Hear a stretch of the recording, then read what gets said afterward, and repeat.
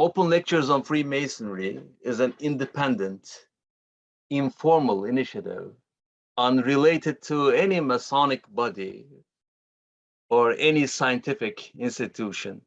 It's a collaboration of researchers from different academic and fraternal background who are located all around the world. Well, it is my pleasure and honor to introduce you a distinguished researcher I mentioned, Zsófia Turóczy. She is an associate lecturer at the University of Leipzig, a PhD candidate at the Department of Comparative Cultural and Social History, currently finishing her doctoral thesis on Freemason networks in Southeastern Europe between 1886 and 1920. Her fields of interest include Masonic networks and culture of remembrance, focusing on Southeastern Europe. Well, tonight she will speak about Ottoman-Hungarian Masonic relations. First, she'll have about 45 minutes for a presentation, and afterwards, we will have around 15 minutes for the post-discussion. Well, dear Zsófia, the floor is all yours. Oh, thank you very much, Yavuz, for the kind introduction and to inviting me tonight. And I will try to share my slides if I can.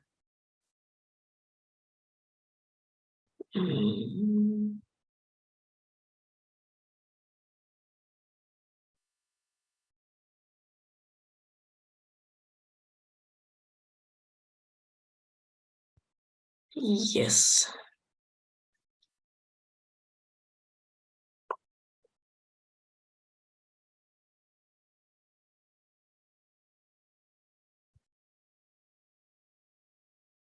No.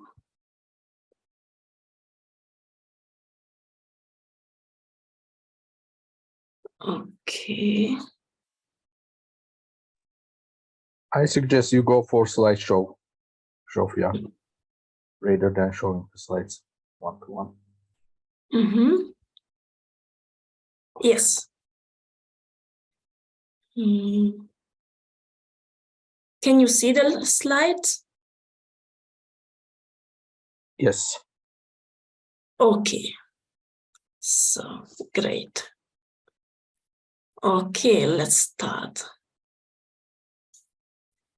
So when I had the idea to deal with the Hungarian Freemasonry in my doctoral thesis and to investigate its relations with the Ottoman Freemasons, I did not know yet whether such relations existed at all. Then I noticed a remark in the book on the Hungarian Freemasonry by József Balassa, the Deputy Grand Master of the Symbolic Grand Lodge. He mentioned the Hungarian Lodge in Smyrna, today Izmir. So I have assumed that this statement is basically true, since he was a contemporary and the high official of the Hungarian Freemasonry. So tonight, I would like to invite you to a short search for the Hungarian-Ottoman relations. In doing so, I would like to present not only my research findings and the research findings of others on this topic as well, but I would like to problematize the research process. By this, I mean the problems and difficulties I have faced during my research. And finally, I will also raise many questions that are still to be answered. And I will focus on the Hungarian side, So because of the sources. So, okay. The first person who can be considered as the first, let's say, junction of the Ottoman and Hungarian shared Masonic history could be Ibrahim Müteferrika. I think you all know him. He's a very famous, let's say, polymath of the East. He was born in Cluj, Kolozsvár, in Hungary, now in Romania. And he emigrated to Istanbul and established there the printing and the printing house among the Ottomans. And he made it to the top, so as a personal ambassador of Sultan Ahmed III. And he was probably a Freemason, but however, since his membership is not documented, this information remains only speculation for now.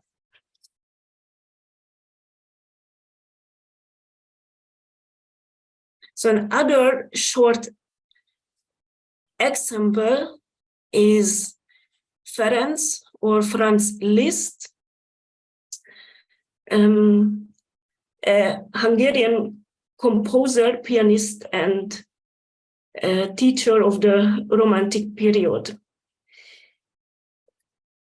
So this is a very short example, but I wanted to mention it because the plaque of Liszt is located in the same street as the present Turkish Grand Lodge.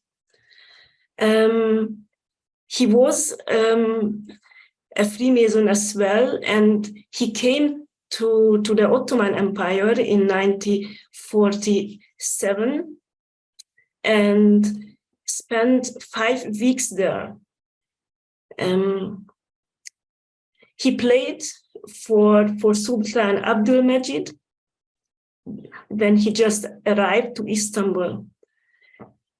And he stayed in Kommandinger's house in Legsokal, so today Nurizia Sokak, and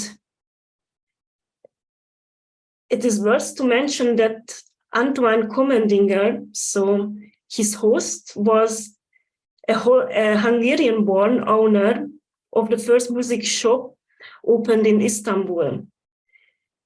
And he was a Freemason as well.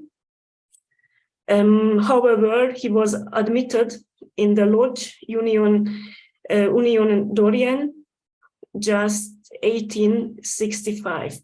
But as I said, it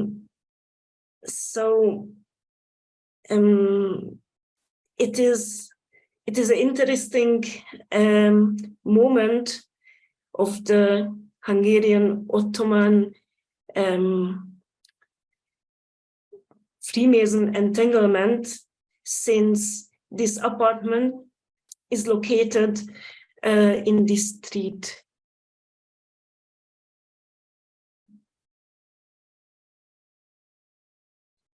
So the next case is a complicated one.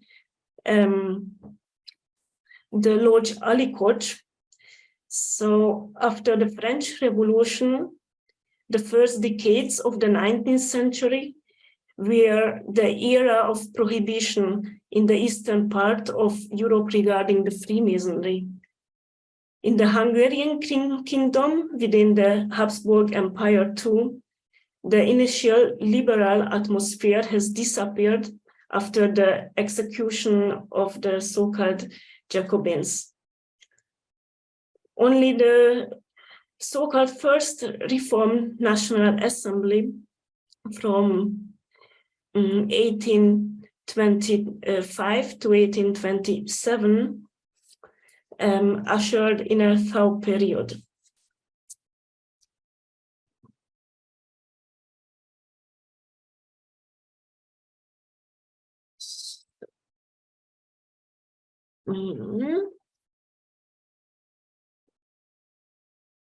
And yes.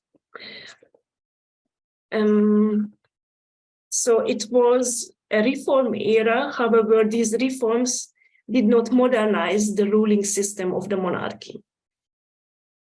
Under Franz I and his minister Metternich, there could be no question of Masonic activity.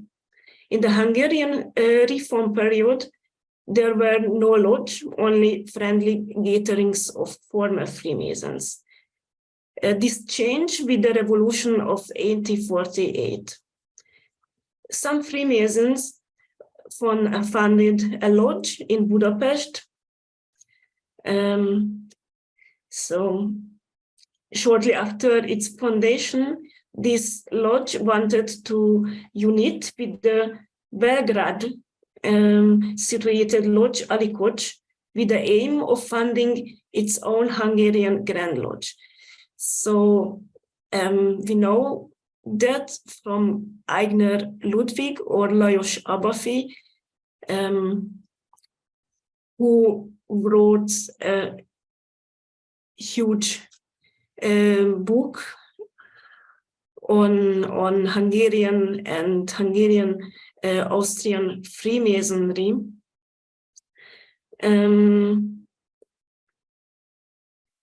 So, but what about this lodge in Belgrade? About the lodge, the spy reports by Ludwig Lewis provide informations. He was long considered by Masonic historiography as one of the most diligent Freemason. However, he worked for the Austrian secret police. He was commissioned by the secret police to investigate the lodge in Belgrade. He became a close friend of the lodge's leader, Mehmet Said Ismail.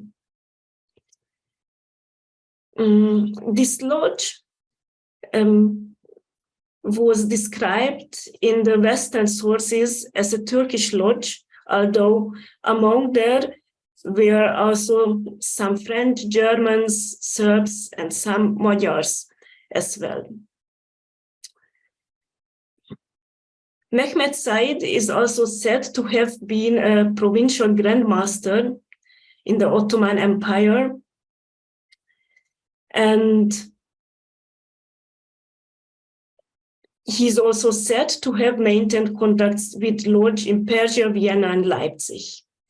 After 1862, the lodge disappeared from the sources. The existence of the provincial Grand Lodge in the Ottoman Empire, which is supposed to have been a grandmaster, cannot be confirmed until today. But the contacts to Vienna, Budapest, and Leipzig are confirmed. According to the latest research, opinions diverge regarding the description of Alikocs as a Masonic lodge or as a Bektashi teke. Thierry Zarkon comes to the conclusion that the meetings of the Alikocs are neither Masonic nor Bektashi, though its frameworks sound Masonic. The hybridity is supported by the fact that the Alikocs meetings were open to Masonic guests, which was not the case with the Bektashi meetings. Jem Kara, on the other hand, considers that the meetings were actually about Bektashi rituals. He mentions many moments that point to the Bektashi-Teke, like the Teslim stone as a gift to a Leipzig lodge, or the practice of the so-called gem ceremony. Many questions are still open regarding this lodge. I am very curious where the information about the other lodges and the provincial Grand Lodge came from. So we know that there were some attempts to fund Ottoman provincial Grand Lodges in the 1860s. But so far, there is no trace of a Grand Master named Mehmet Said. And I'm curious too, who were the Hungarian members of the Ali Koç. But let's move on. So in 1867, the political situation had changed in Hungary. The territorial integrity of the Kingdom of Hungary was restored with the Austro-Hungarian Compromise, and the Hungarian parliament was re-established.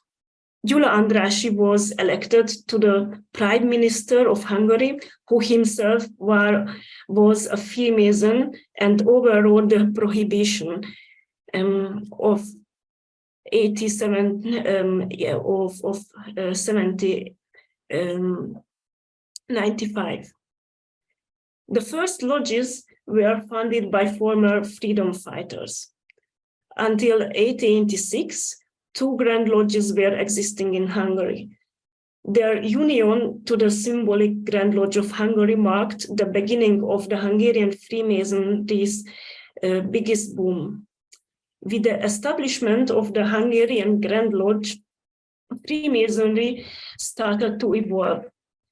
A temple was built in Budapest, and in 1896, consecrated in an important ceremony attended by many, the Grand Lodges. So the Grand Lodge of Hungary supported virtually all the positions that mattered to the liberal and radical bourgeoisie.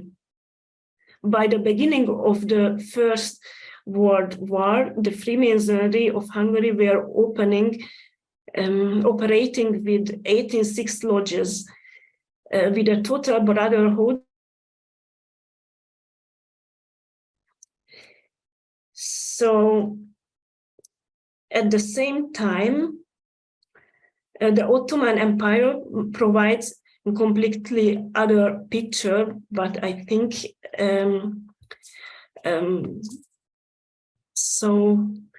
you know a lot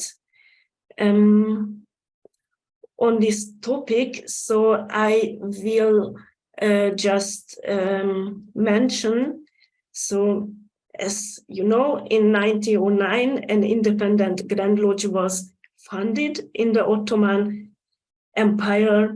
So the Ottoman Freemasons were able to present them not under the umbrella of another nationalities lodges, as it was, or it had been the case until that time. And in that period, the young Turk Masons tried to get rid of the foreign dependencies. As Paul Dumont noted, contrary to what is often asserted, the Ottoman Grand Orient in the course of those years, so 1909, 1918, has not served as a tool in the hands of Western powers, nor did it serve the interests of non-Muslims minorities within the Ottoman Empire. Cynically, young Turks use Freemasonry to circumvent Freemasonry, at least the specific type of Freemasonry which expressed within the Ottoman Empire the certitudes of the conquering West. So we have reached the years 1908, 1909, which were the most important milestones for the Hungarian-Ottoman relations. The exchange between the Hungarian and Ottoman Freemasons began just from 1908 with the Young Turk Revolution and the establishment of the Ottoman Grand Orient. I would like to introduce you the main Hungarian actors of the Hungarian-Ottoman rapprochement: Fülöp Fenyves, Miksa Gorovi, Pál Farkas, Ignác Kunos, and Armin Sasvári. So the first of the line is Miksa Gorovi. The sources indicate that the first intermediary between the Hungarian and Ottoman Freemasons was this guy, Miksa Gorovi. He was part of the enterprising cosmopolitan generation of the dualistic Hungary, which contributed significantly to the modernization of the country in both economic and social terms. From him came the idea of the outposts of the Hungarian Museum of Commerce in the Balkans, which turned out to the important junctions between Hungary and the neighboring countries of Southeastern Europe. He built up the branches in Bulgaria. After that, he worked as the head of the export department of a company. And that was the time when he joined Freemasonry. When he was on business trip in early 1908, he visited the Pobratim Lodge in Belgrade, which belonged to the Symbolic Grand Lodge of Hungary as well. There, he got to know Ottoman Freemasons of the Saloniki lodges, who were also visiting the Serbian lodge at the same time, and established contact between them and the Symbolic Grand Lodge of Hungary. In the same year, he went to Saloniki, where he was able to deepen the personal contacts. Gorovi was the first among Hungarian Freemasons to give a lecture at the end of 1908 on the participation of Ottoman Freemasons in the struggle for the constitutional change in the Ottoman Empire, and as a sign of a benevolent attitude of the Hungarian Freemasons towards the new elite. He suggested sending a welcoming telegram to the Saloniki lodges. This turned out to be an important gesture preceding the official recognition of the new Ottoman Grand Orient. So maybe you are familiar with this source. So you can find this source about the first and irregular Ottoman Grand Orient in the Hungarian National Archive as well. And a supporting letter of the Symbolic Grand Lodge of Hungary to the other European Freemason organizations as well. So the Hungarian Freemasonry massively supported already the first attempt to fund an independent Ottoman Grand Lodge in April 1909. But why? For that, we have to get to know Pál Farkas.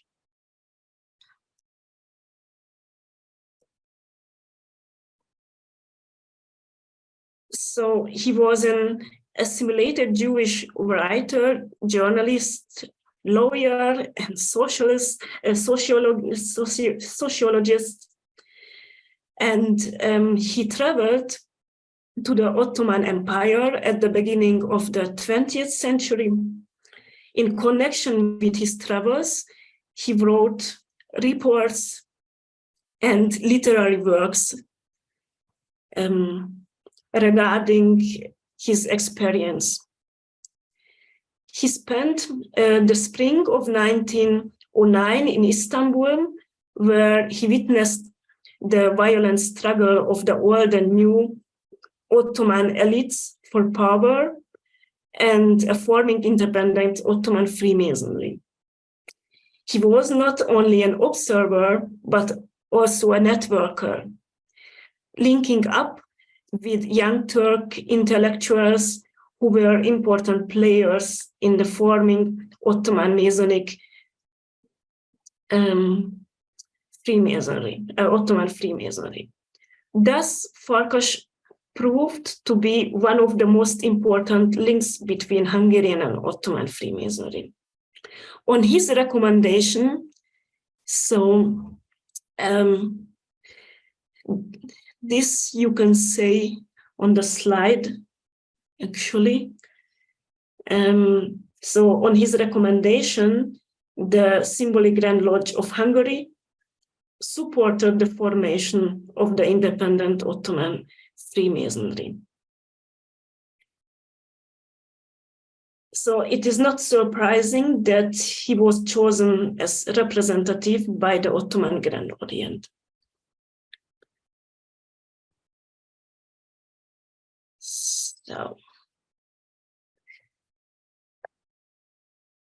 1908, the idea of an excursion of Ottoman Freemasons to Hungary emerged in Saloniki, for which the way was paved with the help of another Hungarian Freemason of Fülöp Fenyves. He had been a graduate of the famous Hungarian-Orient Academy of Commerce and spent a year in Macedonia with a scholarship. After graduating, he became the leader of the Saloniki branch of the Hungarian Museum of Commerce.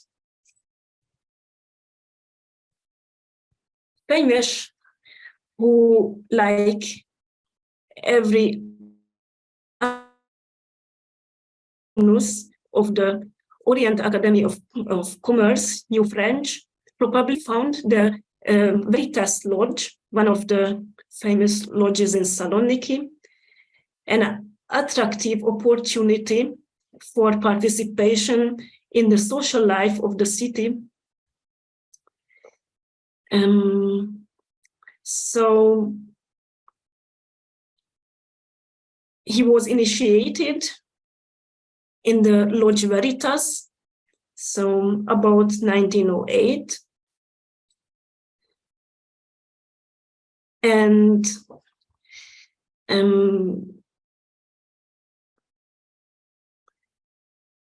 so he used his cross-border status as a Hungarian member of the Saloniki Lodge to provide the Hungarian Freemasonry with information about Ottoman Freemasonry and mediated in both directions. His greatest merit was that he initiated the visit of the Ottoman Freemasons to Budapest.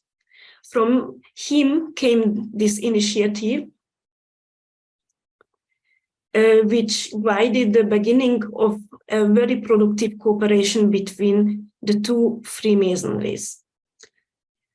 Already Gorovi's and Fenyves' role in the Ottoman-Hungarian rapprochement demonstrates the importance of the Oriental Academy of Commerce and the Hungarian Museum of Commerce for the trans-imperial entanglements of Freemasonry.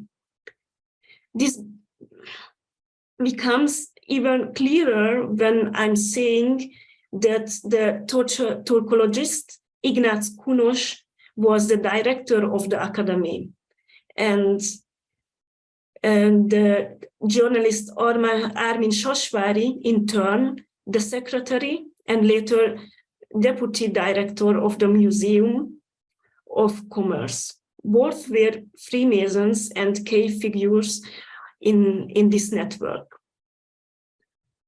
Both were committed to close Hungarian-Ottoman cooperation, both inside and outside the lodges. In autumn 1909, an Ottoman delegation was traveling through Europe promoting their new government. Among the Ottomans could be found many Freemasons too.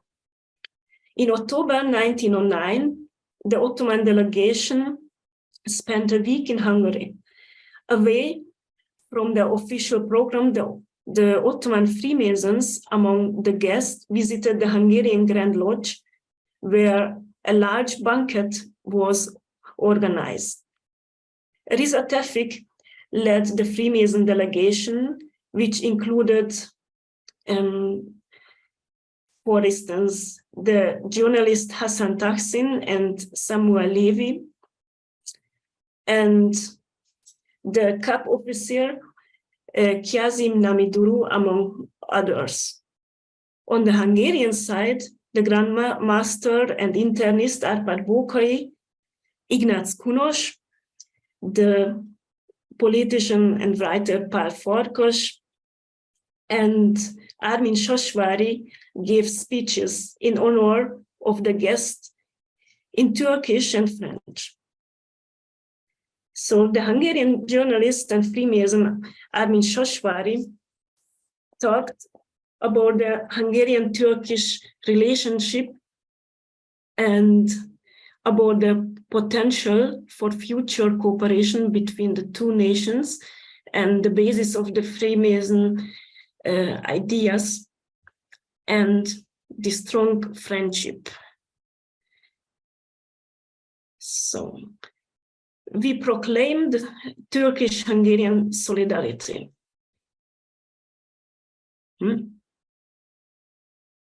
When the nation, being the defensive wall of Christianity, reaches out to the Turkish nation, which strides on top of the Mohammedan world, so it gives a shining example for Freemasonry, which will be universal if all the nations embrace one another without race and faith. So Kazim Namiduru as well held an enthusiastic speech to the Hungarian Freemasons. Give us more light. So where should we take his full light from, if not from you, dear Hungarian blood comrades, which not only general and eternal ideas Freemasonry, but also the relationship of race and language with indissoluble and inseparable ties to. Come to us, be it to Saloniki or to Istanbul. Our brotherly arms will await you there. Long live the Turkish-Hungarian brotherhood, freedom and equality. Of course, these are very pathetic words, which can also be understood as Masonic rhetoric of that time. But what did these words really mean beyond the rhetoric? Half a year later, a second meeting followed in Istanbul, and that both meetings were part of a larger meeting attended by politicians, journalists, and members of the economic sector. Due to time limits, I can't go into that, but I would rather give two examples that are to be seen as the result of the good Masonic relations and go beyond Freemasonry. So Kazim Nami says in his memoirs how he opened a kindergarten based on his experiences in Budapest, where the so-called Fröbel method was taught and applied. So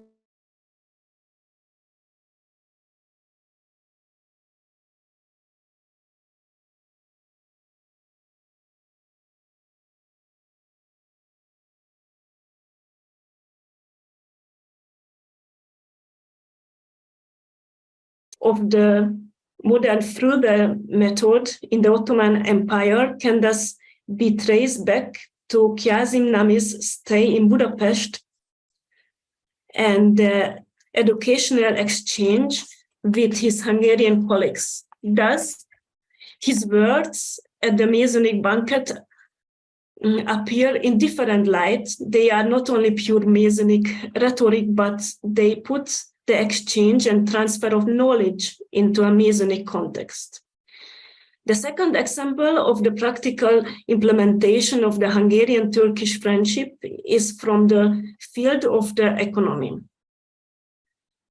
After the visit of the Hungarian Freemasons to the Ottoman metropolis, an action plan for the long-term support of the modernization of the Ottoman industry, as well as the intensification of the Ottoman-Hungarian trade relations, was elaborated in the Democratia Lodge and subsequently presented to the symbolic Grand Lodge of Hungary.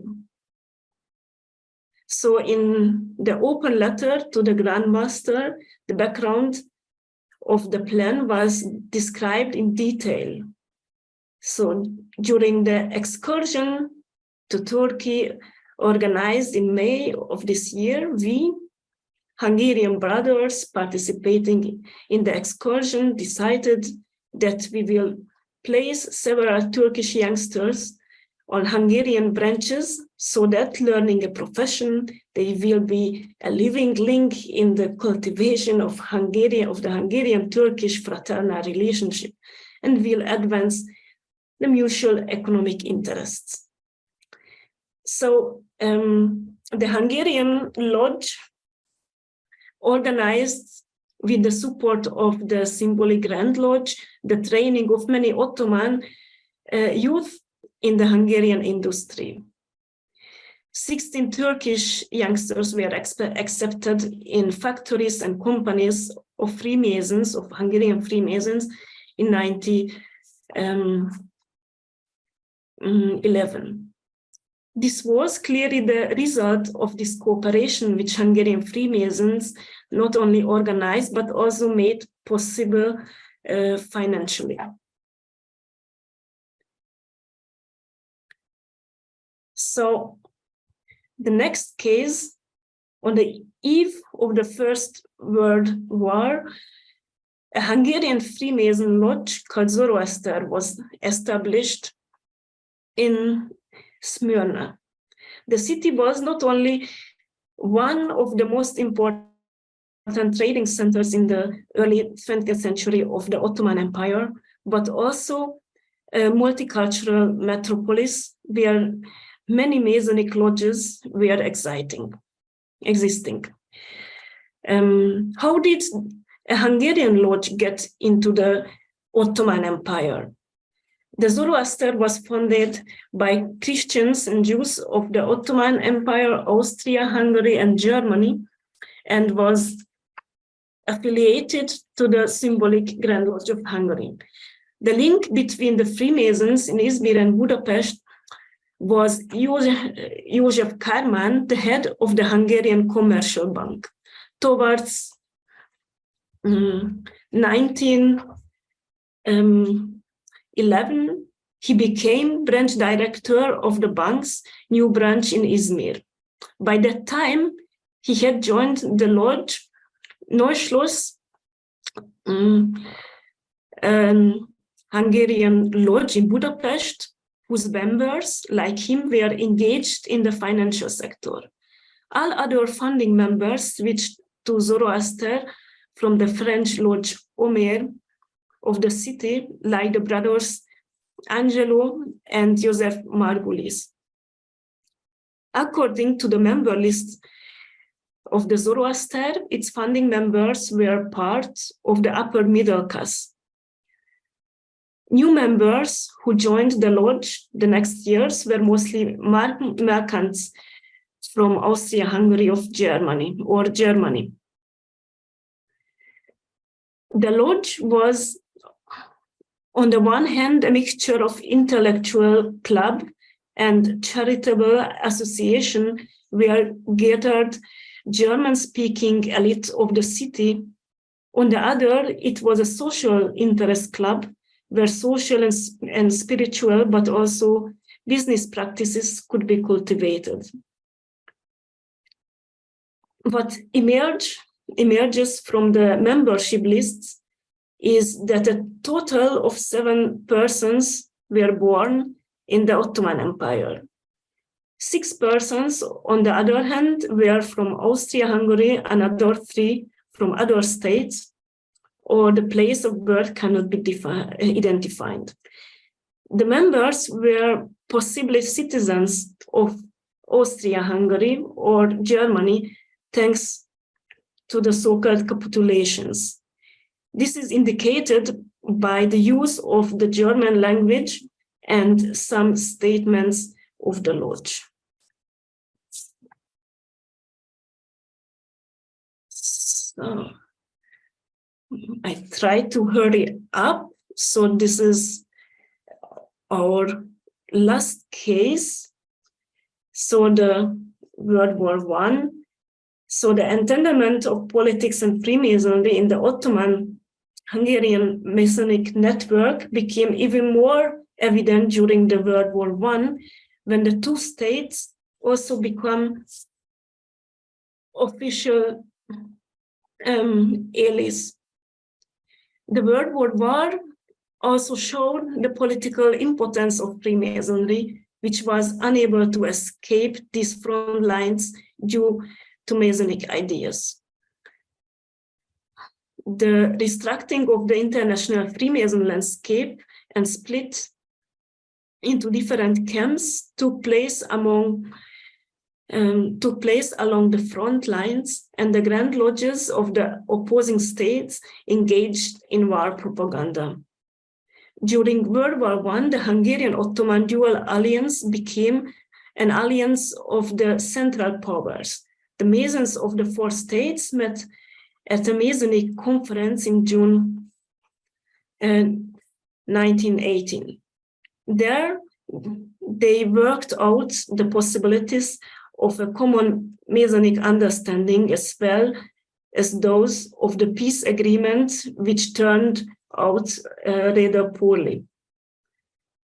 A few years ago, a volume on the meeting was published, which is certainly known to many of you, especially since one of the authors hosts this evening. So the volume covers all the groups of actors of the meetings except the Bulgarian one. I would make only some additional remarks on the Hungarian side.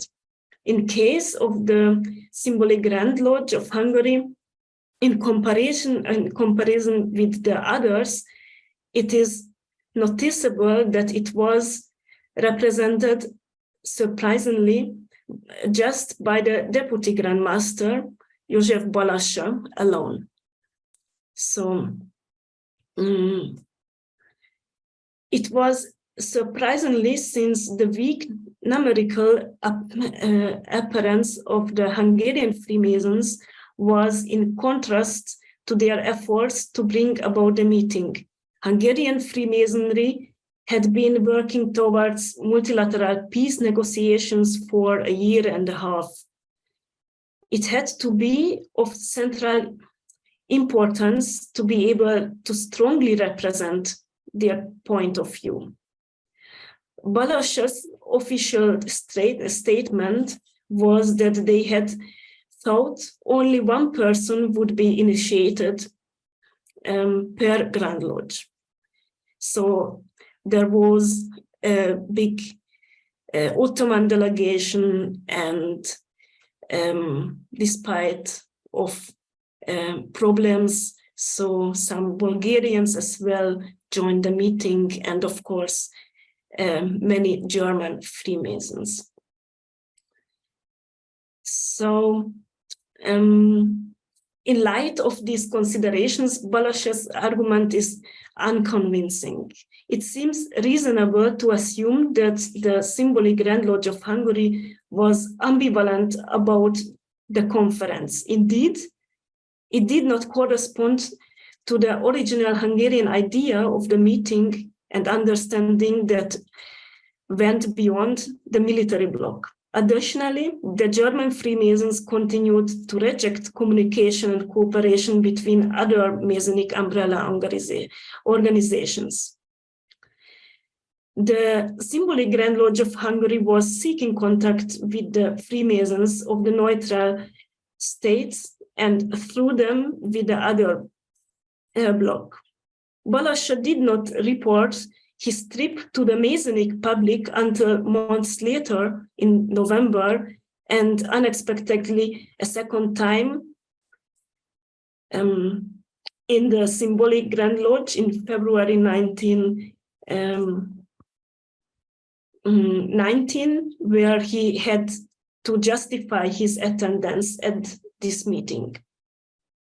The political framework had also changed. At that time, Austria-Hungary had already been defeated on the Italian front in its last major attack and was increasingly desperate to avert the threatening scenario of the dismemberment of the empire by foreign as well as domestic political means. In this context, the Hungarian Freemasonry probably feared that it would get away with international damage rather than with forward-looking results from the conference. So instead of conclusion, some thoughts about the difficulties of researching Freemasonry, especially in transnational perspective. Despite years of research, my knowledge about the Hungarian Freemasonry and his relations to the Ottoman Freemasonry is like a patchwork. This is mainly due to the sources, which are in several languages and often scattered throughout Europe, if they exist at all. Many sources have disappeared or been destroyed. Others are not accessible or only with luck. For example, I wanted to find out more about Fülöp Fenyves in the Veritas Lodge. I was able to find out that the sources of these years of the lodge are in the library of the Grand Orient of France. However, my request was ignored by the library. And I contacted some historians, and one of them promised to check his own sources, but he did not answer anymore. So, and this is only one example trying to prove one source. So I often come up against walls of unwillingness to help. And so this is a Sisyphean task. On the other hand, in the Hungarian National Archive, there is an almost unmanageable amount of documents of Hungarian Freemasonry. The finding aid of the collection alone amounts to more than 17 pages. Apart from a few overviews and smaller studies on individual lodges, it has hardly been researched. For my doctoral thesis, I have invested a lot of time in tracking down hoped for sources, which often turned out to be dead ends. So I argue for more historically trained research on Freemasonry and for maximum transparency as far as the sources are concerned. It would also be urgent to gather and share the information on the sources in order to internationalize the research. So thank you very much.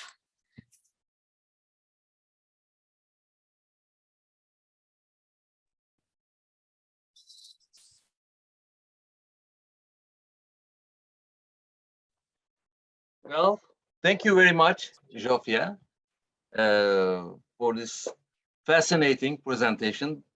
Because of you, we came across very interesting first-degree documents, and they were fascinating. Actually, the interaction between the two countries, especially in the southeastern Europe area, I understand that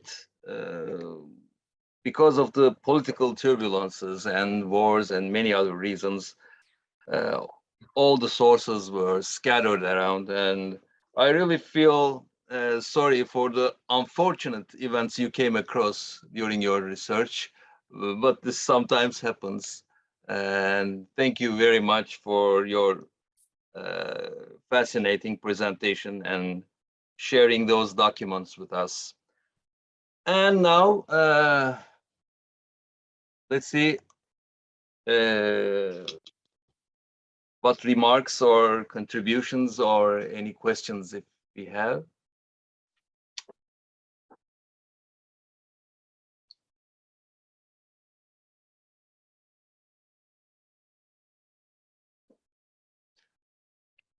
Okay, we have Susan Summers with us. Hi, Susan. Hi, do Nice you to hear see me? you. It's nice to be seen. Okay.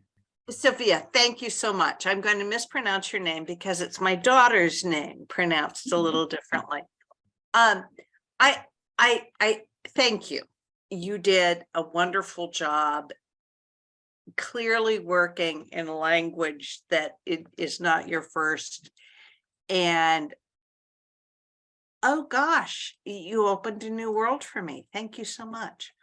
And I'm really glad that we still have graduate students coming up and taking on Masonic topics because, you know, after this great surge of interest, academic interest in Freemasonry in the 1990s and early in the 2000s, things have sort of gone down. And so as an academic who's at the end of her career, it's wonderful to see someone just at the beginning. I have to encourage you to keep going. When you don't find anyone who can help you, no one who will check the sources, I have two suggestions. One is that in many cases, I have found if someone won't check the resource for you, you can pay for copies. And then you could do the research yourself. And of course, that can get expensive if there are too many to be done. But I have, I've had lots of scans ordered over the years, and sometimes they make all the difference. The other thing that I have found really useful is genealogical websites. They're getting better. The one run by the Church of Latter-day Saints in Utah is free. And it's getting better. So when you want to fill out the picture of some of your characters, that's a wonderful thing. And there are, you know, similar genealogical websites in other places based in other constituencies that require pay. But I have found them so useful in doing Masonic research over the past 20 years. So thank you.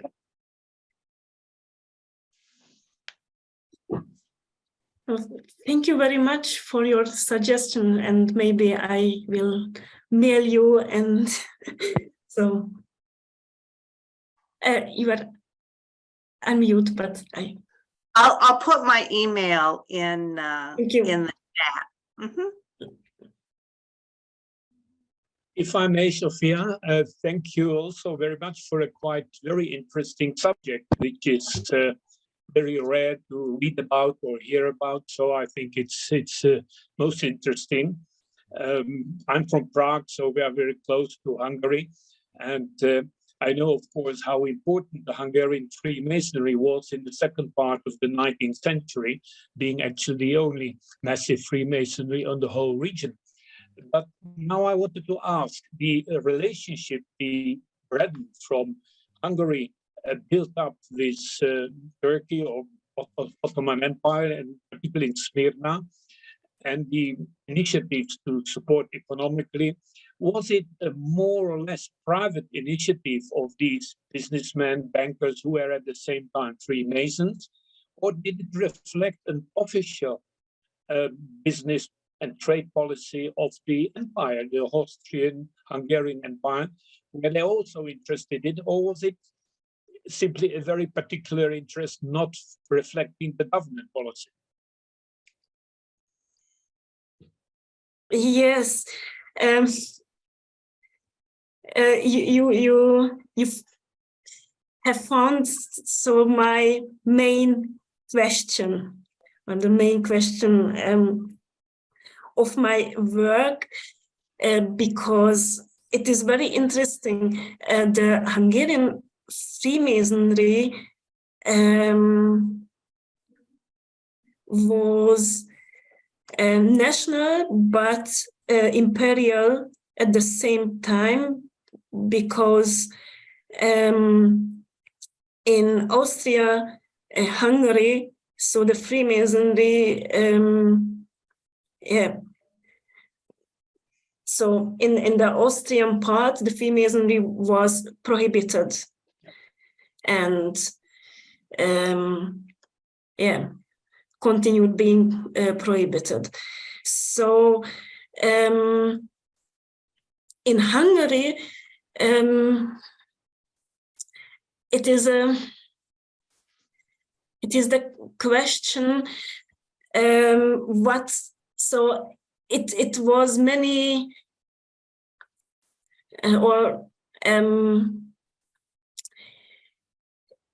it was an entanglement of interests that were followed by the Hungarians. But what I can say that they tried to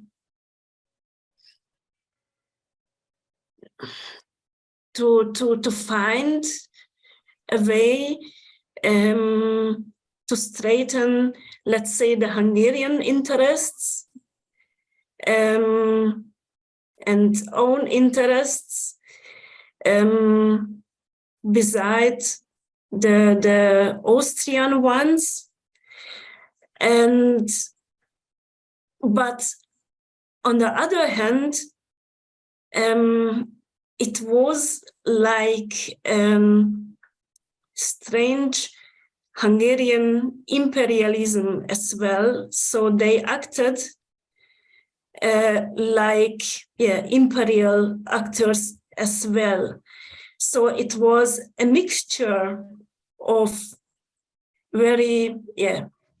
of national, imperial, or group related interests. So it is neither white nor black, but like a mixture but at the end of the story, I think, and this is what I'm trying to analyze, and so what I'm arguing in my dissertation for that. So the unofficial canals of Freemasonry were used by the Hungarians to pave own ways of interests as well. So in the trade, for example, it is very clear, so the entanglements between the Freemasonry, the Hungarian Museum of Commerce, the Hungarian Academy, Orient Academy of Commerce. So, yeah. Okay, clear. Thank you very much. And Okan, I think you made a research on a lodge from Smyrna, Izmir. Would you like to share your research with us about that lodge, Hungarian lodge? Sure. Yes, of course. When I about to speak about Smyrnian Freemasonry, Izmir Freemasonry, I would be always very careful where you are present, but I will try to give a few words about Zoroaster. In fact, Zoroaster was established short after the Ottoman Grand Orient was established, and it is very interesting experience as we check on the conditions and on the general station of the lodge. We see a few remarks. The very first thing is we mostly see brethren from Homer Lodge at that time, which was very strong lodge in that era in Izmir, a very strong lodge in commerce and politics of the Freemasonry at that time. Definitely very interesting. The very second interesting thing is there were little less connection to Hungary actually at the lodge. Of course, Joseph Karman, who was the, let's say, the founding power of the lodge, he was the manager of the Hungarian National Bank, at the Commerce Bank at that time. And he was the one who is leading the communication. But most of the other brethren who was the part of that lodge, they were not related to Hungary directly. There comes the question, of course. At that time, the Ottoman relations were very good to German in politics and in commerce. But why and how this people decided to pick Hungarian Grand Lodge? Unfortunately, we do not have the depth information about this decision-making process, as our knowledge limits only to the so-called Masonic documents, the correspondences and all other related documents. But it's an interesting issue. Maybe one addition to Zsófia's work here, it's a visit conducted by two Hungarian, let's say, how would I call it, travelers, and they visited the lodge as well. And their name were Fejes and Lakos. They were member of Philanthropy Lodge in Győr in Hungary. The names were Dr. Sigmund Fejes and Dr. Bela Lakos, and they were out on a trip in Anatolia, in so-called the Asian part of today's Turkey, and they visited cities like Bursa, Hereke, Eskişehir, Konya, Ermenek, Antalya, Alanya, and Izmir, which is very familiar for our Turkish friends, but not so familiar with our friends from different countries. And this is pretty much the complete Turkey, the whole region, or at least the Western Turkey at 2 days. And those people were visiting Zoroaster as well. So This tells us this lodge was very well known in Hungary among Hungarian Grand Lodges. We find information in the annual books of Hungarian Grand Lodge at that time. But unfortunately, we have a good number of questions about this lodge. And the members were very interesting, as Zsófia already stated very well. Sometimes in the Masonic research, in that works, we see only names and we do not find the depth. And as already Susan Summers put very well ahead of us, that genealogical studies and such yearbooks help a lot. We see, for example, some brethren who wrote a very rare Ladino law book, Alberta Richa, which copy is now available on Washington Library, National Library. And it was a very rare book of law about law, commerce law, which was written in Ladino language, which is the language of the Jews immigrated from Spain to Ottoman land in late 15th century. So thank you, Zsófia. It was a great presentation, in my opinion, and thank you, Yavuz, for giving me this chance at this point, and have a good night for everybody. Okay, thank you, Okan. Well, also, I would like to add a couple remarks. Since I personally work on the same field with Zsófia Turóczy, I would say that actually it's an unexplored, unknown era, especially in the southeastern Europe, as far as the fraternal relations concerned. Many of the documents, first-degree documents, are, as I mentioned, scattered around. And I would like to say that even though the fraternal relations were like the visits from both sides were made happily in the years near the 1909 and so forth, I think the Great War was a turning point because of the political turbulences in both countries, in Hungary and in Ottoman Empire. It come up with tremendous results. And as we look at the fraternal relations on the official side, especially on the grandmaster's level or deputy grandmaster level, I would say that it started quickly and ended quickly. And we need to make a lot of researches more in the coming years, since it's an open field waiting for the researchers. So, Zsófia, thank you very much. It was a pleasure having you. And this concludes our lecture tonight. And I wish everybody a good evening and hope to see you at the next lecture of Open Lectures on Freemasonry. It's on November 4th, I believe. And we will wait for James Allen lecture. Okay. Bye-bye, everyone.